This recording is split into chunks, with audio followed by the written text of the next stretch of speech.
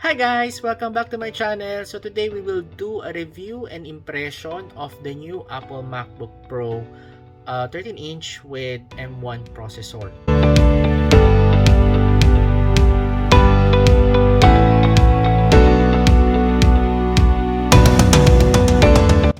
So before we do the review, I would like to say thank you to Breese Authentics. So if you have any plans of buying new devices or gadgets, especially Apple devices, so please visit their Instagram account. So I'll have their link under the description box. So, and also, piece of advice, trust the process and everything will be very well. This new MacBook Pro is powered by Apple M1 chip. Though Intel chip is still available in the market, but this may be a start to have Apple their own microprocessor on all their Apple devices, especially with MacBook Pros, MacBook Air, and also iMac.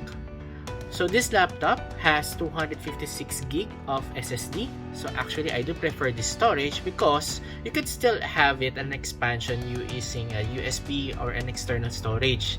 And lastly, my reason actually is the 512 is much expensive than 256.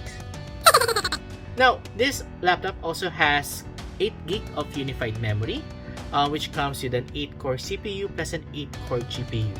There are also 2 Thunderbolts or USB 4 ports. Well, basically, it's a Type-C. There's also a headphone jack, an internal stereo speaker, Wi-Fi, and Bluetooth. So, typical specs in a laptop.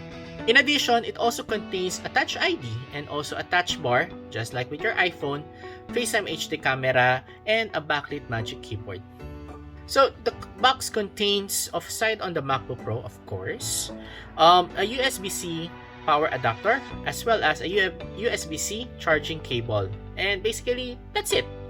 Oh, by the way, before I forgot, they also have user manual, and lastly, and the most importantly, are the stickers. Yeah, nice sticks. In general, this new MacBook Pro is roughly the same with previous versions of MacBook. So I've been using Apple MacBook since 2009 with running an Intel Core 2 Duo and having a memory of 4GB and a 120GB of storage. So this is a unibody version of MacBook.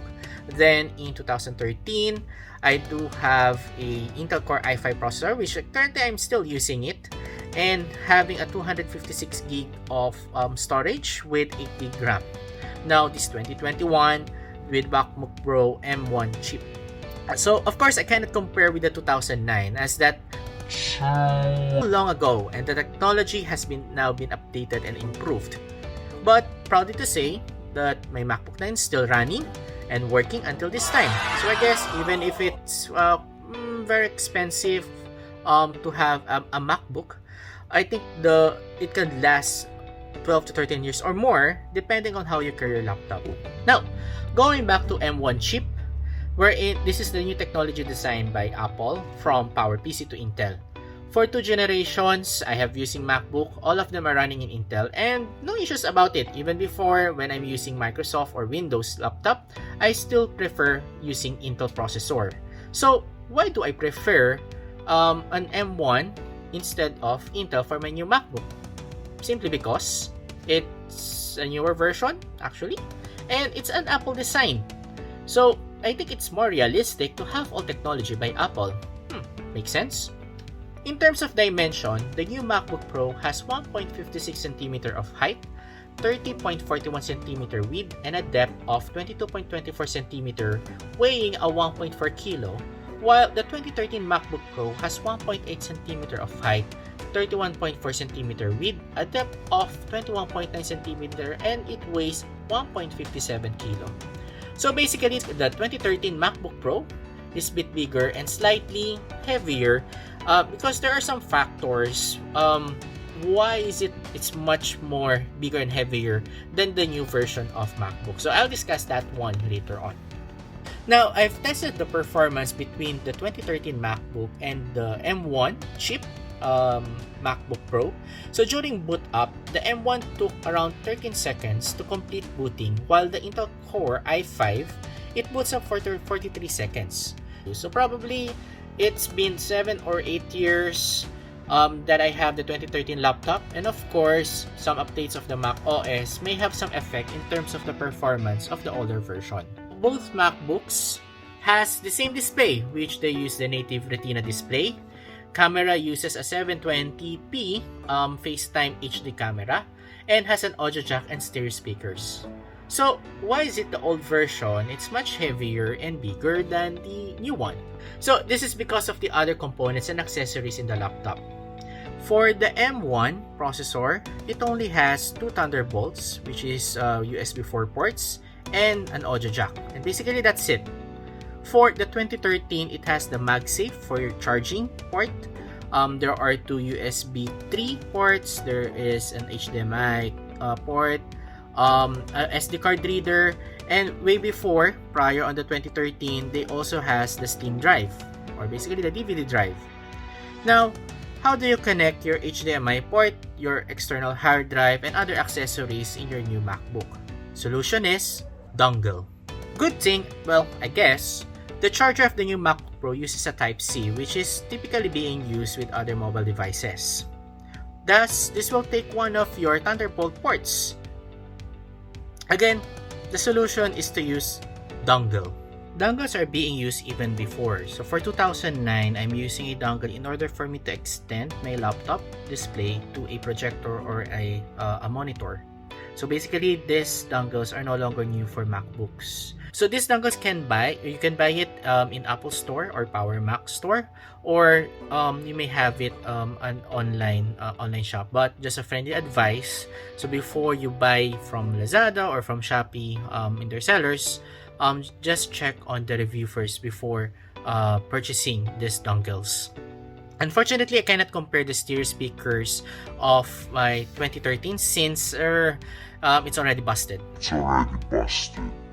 But upon using the new MacBook Pro 13, so this I comparing it or just listening it, it's much more crispier than the previous one.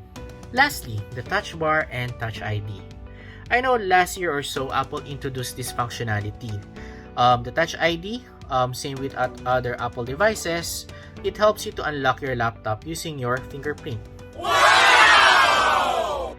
Yeah, but not at first boot, of course, wherein you need to enter first your password, and then right after, once you have locked your laptop, you may now use your fingerprint to unlock your device. The touch bar, on the other hand, gives you a shortcut options from adjusting of your volume and also providing suggestions when you do some typing in Microsoft Word. So this functionality amazed me so much. So probably it's been an 8 years, so yeah, you really know how I feel when you do upgrade with this such a functionality. This is also helpful, especially instead of clicking using your trackpad, you just need to touch the touch bar for the options. Remember, just touch it and don't press it hard. Oh, by the way, when you say, "Hey Siri," it will answer you back to the flash. So this is more a bigger iPhone or an iPad with much more functionalities. Overall, I'm very satisfied for this upgrade. At first, it's a challenge, of course, since no power button, no USB ports, no everything. But then, I easily adapted on the other side. Again, dongle is the key for you to maximize your new MacBook. Others are the same functions. So, if you've been using MacBook from 2009 or before 2020, then you can easily use and adopt the new one. That's all for today's vlog. I hope this review and impression helps you to decide on buying a new MacBook. So please don't forget to subscribe, like, and click the notification bell button for any new videos that I'll be uploading. Again, thank you for watching. Take care guys. Bye!